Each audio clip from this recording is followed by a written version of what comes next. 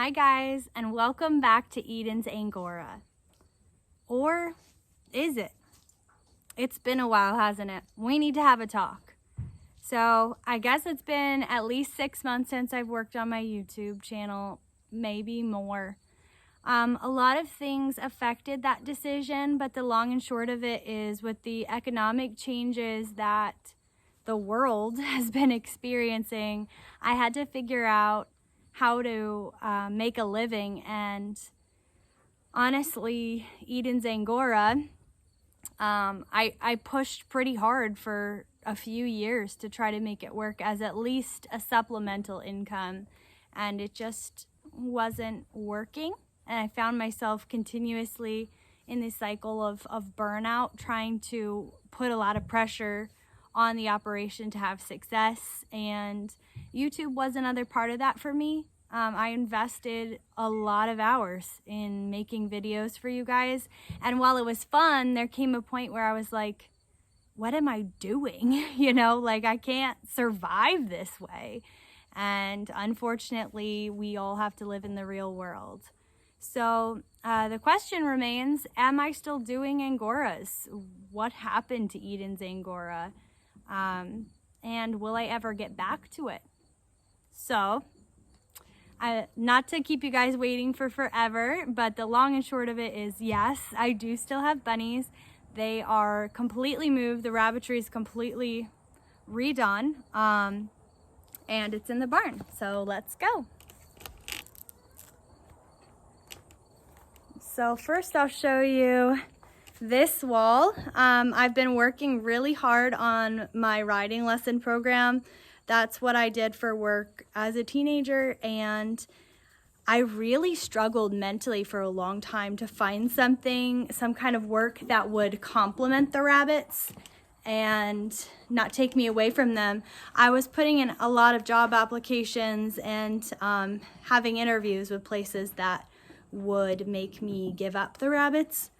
So I wanted something that could kind of go together with them, because I do honestly, really and truly believe that there is a way to make money with Angora rabbits, just not a lot of it.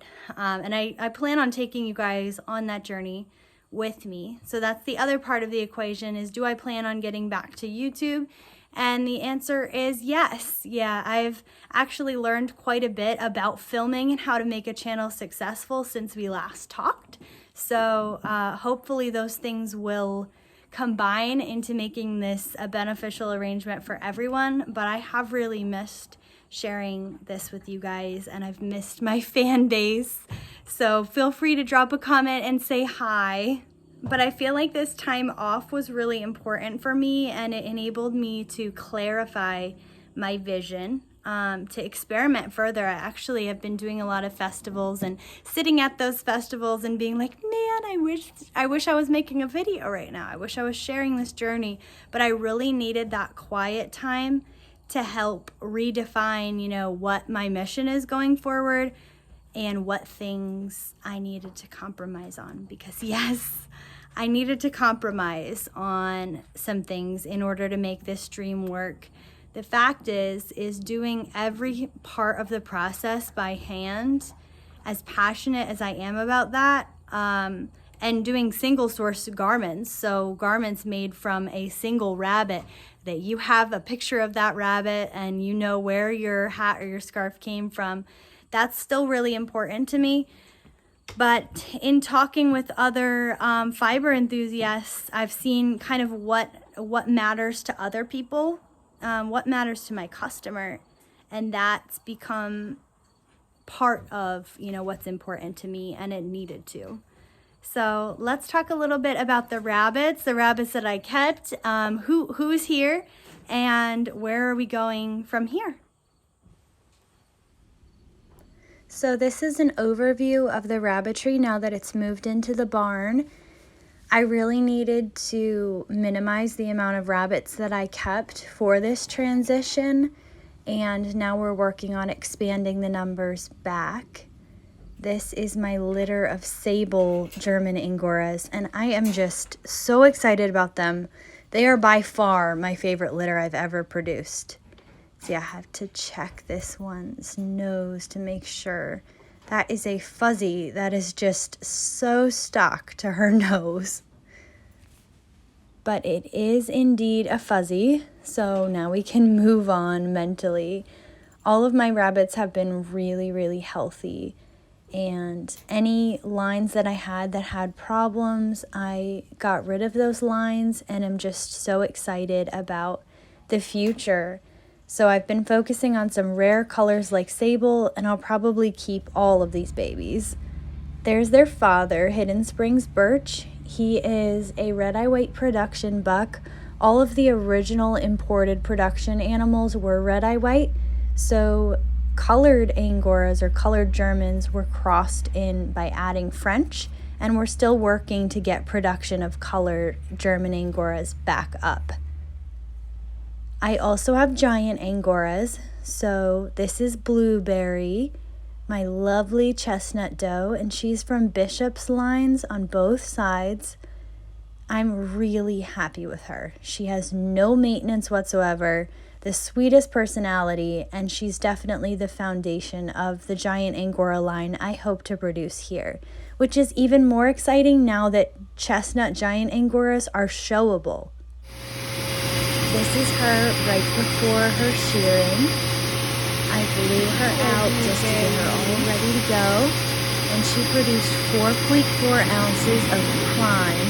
It's probably around 4 inches long, maybe slightly longer, and that's her summer coat. I can't wait for her winter coat. Now we have this guy. You'll remember Archangel. He is a son of Skywalker, and also his mom was Whisper.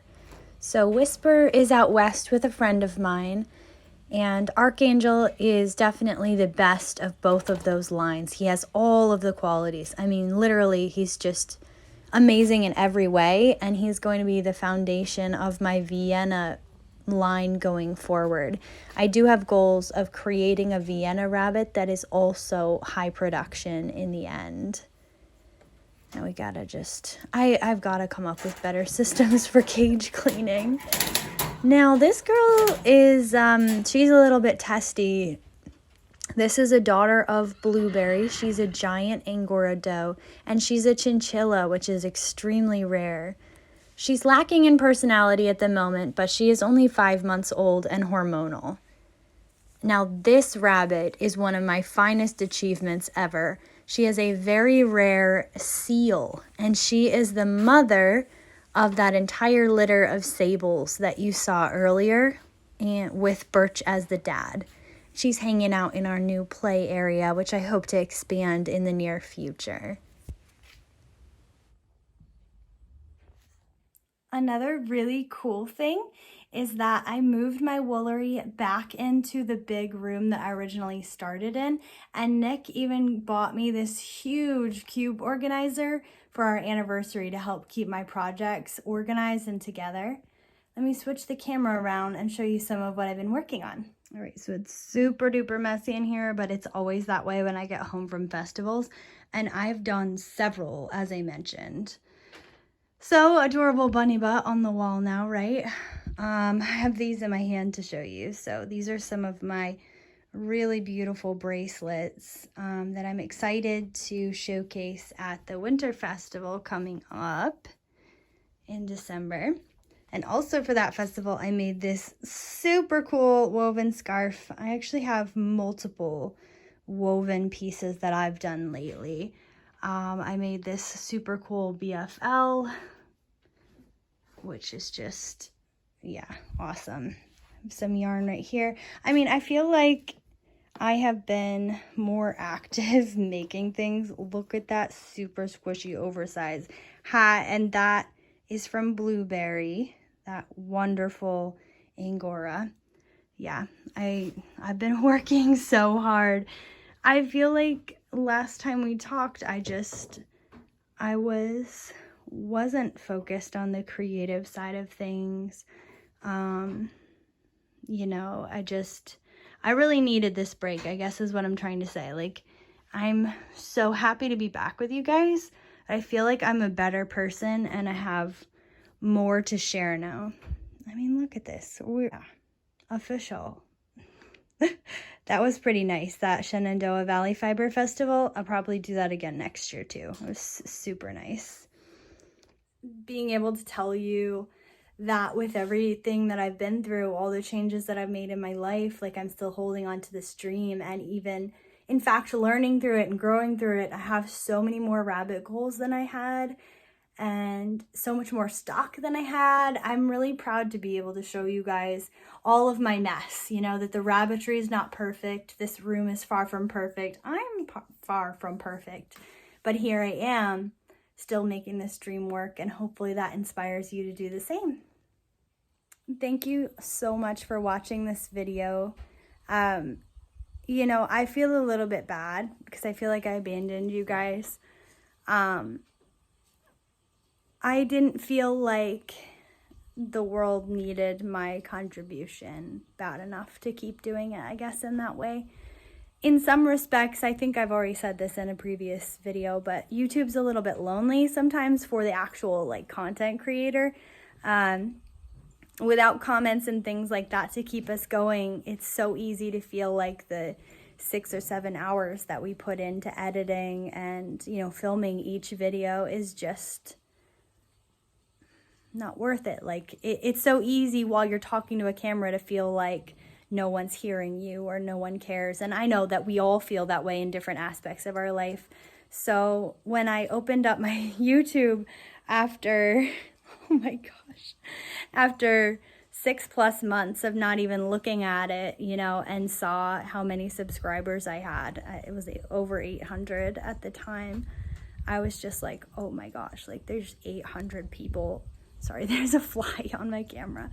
There's 800 people wanting to see my bunnies and hear what I have to say about them and learn about them. And at that moment, my heart just sank. I was like, you guys are out there, and I didn't realize how many people really could benefit from this. So yeah, welcome back to Eden's Angora, and welcome back to YouTube for me. So if you want to show us some love, please like this video and subscribe to my channel. And please leave some video suggestions down in the comments too. Actually, already have my next video filmed and ready to go, and I feel so inspired. But I would love some supplemental ideas to fill in the cracks for when I do need some more inspiration. Anyway, I really love you guys, and thanks for being here. Like, it's really awesome to have this community. And yeah, we'll keep in touch. Bye.